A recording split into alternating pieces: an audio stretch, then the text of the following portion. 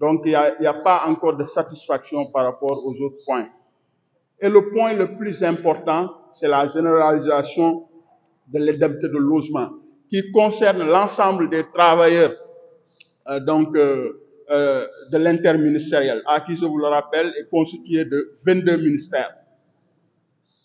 Vous vous rappelez bien quand le collectif avait mis sur la table du préfet de Dakar pour une demande de marche, donc c'était le 25 novembre passé, cette demande avait été refusée.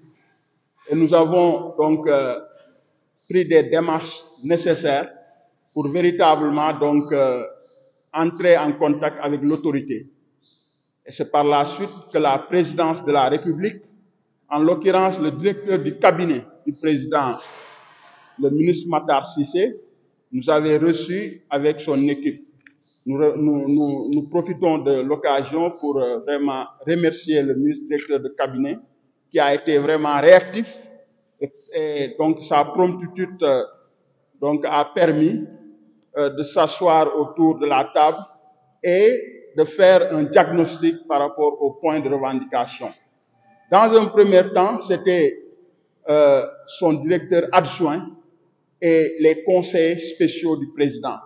Nous avons fait un travail important par rapport aux points de revendication paraphés dans un document et transmis au directeur de cabinet. Par la suite, une semaine après, le directeur de cabinet nous a reçus sous la demande du président de la République, parce que véritablement, le président a été saisi et il avait même soumis l'idée donc de nous recevoir, de rencontrer le collectif. Mais malheureusement, en un certain moment, le directeur de cabinet du président nous est revenu pour dire que c'est en plein conseil des ministres que le président a donné des instructions au premier ministre pour donc nous recevoir et discuter par rapport à notre préoccupation. Hélas, il s'est trouvé que depuis 2 semaines, nous attendons cette rencontre importante que le premier ministre donc doit nous contacter pour essayer de trouver des solutions à nos préoccupations. C'est pourquoi véritablement nous demandons à ce que les instructions données par le président de la République au premier ministre qu'il puisse exécuter. Parce que quand même, vous n'êtes pas censé savoir que nous sommes contraints par le temps. Il y a les élections présidentielles qui se profilent à l'horizon et que apparemment, donc, si les candidats sont validés à partir du 20 janvier, ça sera compliqué pour donc essayer de trouver des solutions à notre préoccupation. Cela, véritablement, nous ne pouvons pas attendre jusqu'à ce que cela se fasse. C'est pourquoi on se fait entendre pour que vraiment le Premier ministre puisse nous recevoir. Le président a donné d'instructions et les instructions du président sont à appliquer.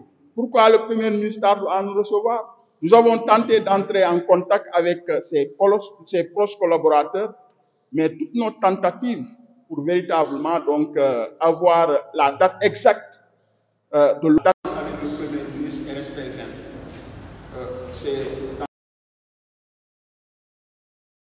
la décision de faire face à la presse pour décliner donc notre plan d'action.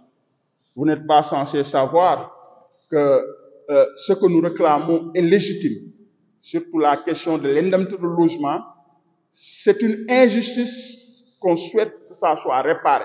Parce que nous ne pouvons pas comprendre, dans une même administration, on a une indemnité de logement à certaines et les interministériels qui sont autour donc, de 20 000 agents n'ont pas cette indemnité de logement. Ça, véritablement, c'est une injustice et que cette injustice doit être réparée.